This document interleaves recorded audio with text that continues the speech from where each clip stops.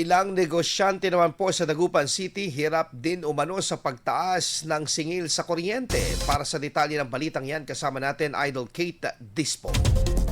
104.7 IFM Report.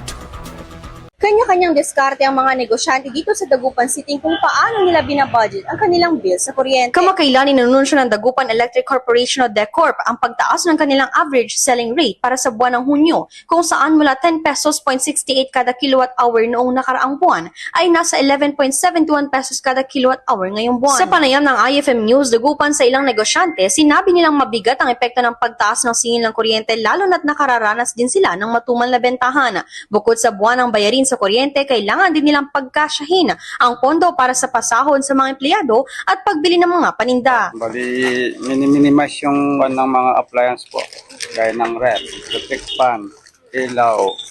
Pag hindi na ginagamit, tiyatanggal namin po. Dahil dito, paraan ng ilan sa mga negosyante ang pagbabawas ng paggamit ng mga electric fan at iba pang appliances at pag-asa na lamang sa malamig na panahon dulot ng madalas na pag-ulan para lang makatipid sa konsumo ng kuryente. Ayon pa sa ilan, halos dumoble ang kanilang binabayarang kuryente kumpara sa mga nakalipas na buwan. Dahil dito, may mga negosyanteng isinasaalang-alang na ang pagpapakabit ng solar power system bilang pagmatagalang solusyon upang mabawasan ang kanilang gasto sa kuryente. Provide kami ng solar system.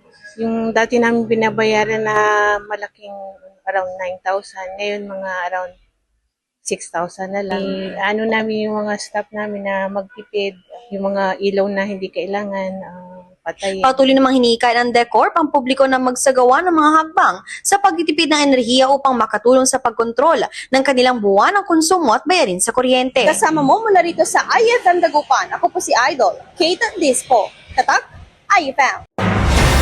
IFM News. IFM News. IFM News.